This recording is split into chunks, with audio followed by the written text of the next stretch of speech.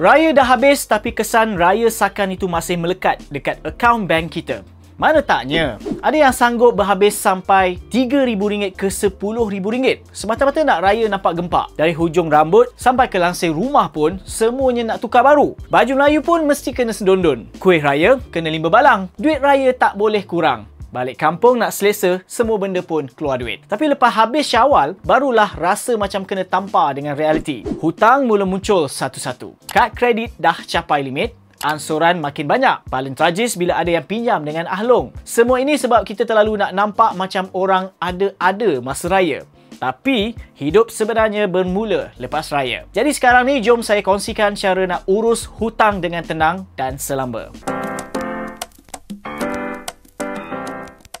Langkah pertama, buat penilaian kewangan. Maksudnya, kita kena tahu dulu hutang kita ni berapa banyak sebenarnya. Jangan buat-buat lupa ataupun malas nak kira.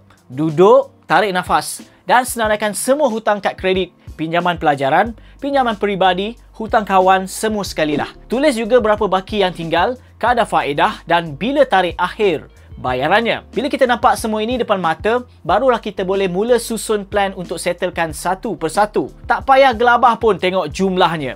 Yang penting sekarang kita tahu apa yang kita kena hadap. Lepas dah tahu hutang yang ada, kita kena buat perancangan kewangan. Ada dua teknik yang biasa orang guna, snowball dan avalanche. Kalau guna teknik snowball, kita fokus pada hutang yang paling kecil dulu. Bila dah settle, duit itu pun boleh alih ke hutang yang lain pula. Serius. Kaedah ini sangat feel good sebab kita nampak kemajuan. Tapi kalau nak lebih jimat dalam jangka masa panjang, boleh guna teknik avalanche. Yang ini kita kena fokus dulu pada hutang yang ada kadar faedah yang tinggi. Memang makan masa yang lama. Tapi total faedah yang kita bayar nanti jauh lebih rendah. Nak pilih mana satu? Ikut je mana yang sesuai dengan gaya hidup dan bajet masing-masing. Yang penting, kena mula bayar ikut plan. Sekarang masuk bab yang ramai susah nak buat. Kurangkan perbelanjaan tak perlu. Lepas raya biasanya banyak promosi after raya sales. Clearance raya. Beli satu percuma satu sampai gaji masuk. Tapi kita kena kuat. Tahan sikit nafsu tu. Buat bajet bulanan dan pastikan duit cukup untuk belanja harian dan bayar hutang. Jangan lari daripada realiti. Ingat, duit bukan datang daripada langit. Walaupun rasa macam bonus raya itu turun daripada syurga. Akhir sekali, benda yang paling penting, konsisten dan disiplin. Tak guna ada plan gempak kalau kita sendiri tak ikut. Tetapkan matlamat nak bebas hutang dalam 6 bulan ke 12 bulan ke. Lepas itu fokus. Jangan terpengaruh dengan lifestyle orang lain kat media sosial. Tak semua orang pakai baju baru itu guna duit sendiri. Ada yang pakai kad kredit saja.